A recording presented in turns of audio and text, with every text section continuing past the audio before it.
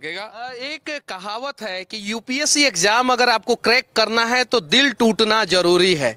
क्या ये बात सत्य है सर? देखिए, जब आप किसी प्रतियोगी परीक्षा में जाते हैं, आपका प्रयास होता है। बहुत बार आप जब प्रयास करते हैं तो सफलता नहीं मिलती। मैं आपको अपना ही उदाहरण दे सकता हूं कि मैंने जब पोस्ट ग्रेजुएशन किया, पोस्ट ग्रेजुएशन के बाद कानपुर में 13 डिग्री कॉलेजेस में मैंने लेक्चरशिप के लिए इंटरव्यू दिया और 13 जगह मुझे सफलता मिली। उसके बाद फिर मैं पीपीएन डिग्री कॉलेज में कॉमर्स में प्रवक्ता पद पर नियुक्त हुआ। लेकिन 13 बार का झटका वो ऐसा था कि टूटने के लिए पर्याप्त था। उसमें आदमी बिखर सकता है, डिप्रेशन में जा सकता है, उसकी कोई भी स्थिति हो सकती है। वो उसको लग सकता है कि मैं तो किसी काम का नहीं हूँ।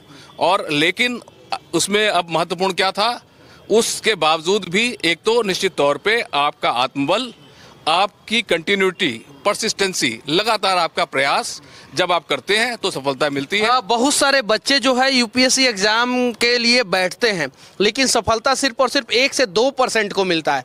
बाकी जो है 98%, 99% रिटर्न आ जाते हैं। उन लोगों को क्या कहना चाहते हैं? देखिए, जरूरी नहीं है कि आप यूपीएससी की तैयारी करें और यूपीएससी में आप सफल हों। लेकिन अगर आप यूपीएससी के अलावा भी दुनिया बहुत बड़ी है, बहुत सारी अपॉर्चुनिटीज़ हैं। अगर आपने यूपीएससी की तैयारी करी है, लगातार आप डिवोटेड होकर आपने प्रयास किया है, सफलता मिलना नहीं मिलना ये बहुत सारी चीज़ें हैं। इसमें भाग्य भी होता है, कर्म भी होता है, एक उसका संतुलन भी होता है। लेकिन अगर आप सफल नहीं भी हुए तो आपके पास इतनी अपॉर्चुनिटी है कि आपने जब उस कंपटीशन को फेस किया है तो आप कहीं ना कहीं दुनिया के जो अन्य एस्पेक्ट्स हैं उसमें आप अवश्य सफल होंगे। अच्छा, यूपीएससी की तो बात हमने कर लिया। ये बताइए सर कि 10th क्लास में जब आप थे या 12th क्लास में, तो क्या उस समय आपने सोचा था कि मुझे यूपीएससी क्रैक करना है और किसी भी हाल में अपने कंधे पे जो है अशोक स्तंभ लगाना है?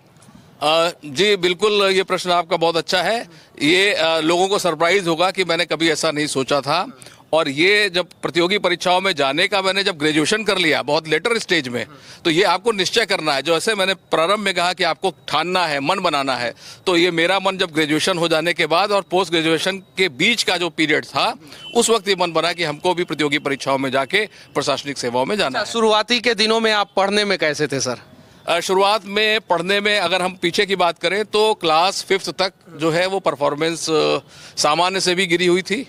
5 से 8 के बीच में थोड़ा सा इम्प्रूवमेंट हुआ। लेकिन 8th के बाद जब 9th 10th आया, 9th 10th के बाद से चाहे वो फैमिली का सपोर्ट हो, पेरेंट्स का सपोर्ट रहा हो, या कुछ जो है कभी कभी आत्मज्ञान भी प्राप्त होता है आदमी को, सोचता है जब, तो 9th 10th के बाद परफॉर्मेंस अच्छी रही और लगातार चाहे हाई स्कूल हो, इंटरमीडिएट हो, ग्रेजुएशन, पोस्ट ग्रेजुएशन, सब में मुझे फर्स्ट क्लास की जो है वो मार्क्स आते रहे और फर्स्ट क्लास की श्रेणी प्राप्त होती रही। प्रयागराज में हर साल एक नया जिला बनता है और आप पिछले शायद से 2-3 साल से माघ मेला के एसपी हैं यहाँ पे। कैसे इन सारे कठिनाइयों को हैंडल कर लेते हैं आप आसानी तरीके से? जी, ये एक बड़ा चैलेंज होता है और मैं भाग्यशाली हूँ कि मुझे तीसरी बार इस पावन भूमि पे आके सेवा करने का मौका मिला है। ये एक पूरा जिला बनता है, लाखों लाख श्रद्धालु आते हैं। अभी जो मौनी अमावस्या का पर्व हुआ, इसमें 2 करोड़ 9 लाख लोगों ने आके संगम तट पर और अन्य स्नान घाटों पर आस्था की डुबकी लगाई। हमारा प्रयास ये होता है कि हम उनको सुगम आवागमन दें। जो कल्पवासी पौष पूर्णिमा से माघी पूर्णिमा तक रहते हैं उनको सुरक्षित प्रवास दें। जो यहाँ पर स्नान करने के लिए लोग आते हैं हम उनको सुरक्षित स्नान दें। इसके लिए सारे बंदोबस्त हम लोग करते हैं और मुझे प्रसन्नता है कि पूरी टीम हमारी साथ में लगती है और उसके सुखद परिणाम आते हैं। निर्विघ्न रूप से अभी तक सारे पर्व संपन्न हो रहे हैं। जब आप ग्रेजुएशन में थे तो क्या आपने सोचा था कि एक समय जो है मैं एक आईपीएस अधिकारी बनूंगा और राष्ट्र मेरे कार्यों की प्रशंसा जो है राष्ट्रपति महोदय करेंगे और मुझे अवार्ड से सम्मानित करेंगे? जी, जब मैं पढ़ाई कर रहा था तब निश्चित तौर पे मेरे ये दिमाग में नहीं था कि मैं पुलिस सेवाओं में जाऊंगा। लेकिन अब मैं अपने को सौभाग्यशाली मानता हूं कि मैं पुलिस सेवा में हूं। पुलिस सेवाओं में ये मौका अन्य विभागों की तुलना में अधिक रहता है, यदि सभी विभाग अपना अपना योगदान देते हैं। लेकिन पुलिस सेवाओं में आपको एक आत्मसंतुष्टि का बोध अवश्य रहता है कि आप किसी भी पीड़ित व्यक्ति की मदद तत्काल कानून के दायरे में रह के कर सकते हैं और एक आपको प्रसन्नता की जो अनुभूति होती है वो अन्य सेवाओं में शायद तुलनात्मक रूप से पुलिस सेवाओं में ज़्यादा है। अच्छा, एक और सवाल मैं पूछना चाहता हूँ। उत्तर प्रदेश में आप एक फेमस अधिकारी हैं, ईमानदार अधिकारी हैं। ये लेबल आपके ऊपर लगा है तो कैसा महसूस करते हैं?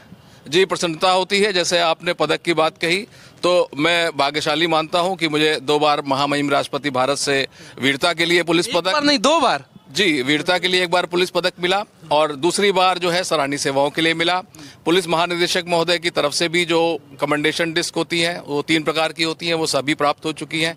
अन्य पुरस्कार भी समय समय पर वरिष्ठ अधिकारियों से, शासन से, माननीय मुख्यमंत्री जी से और भारत सरकार से प्राप्त हुए हैं।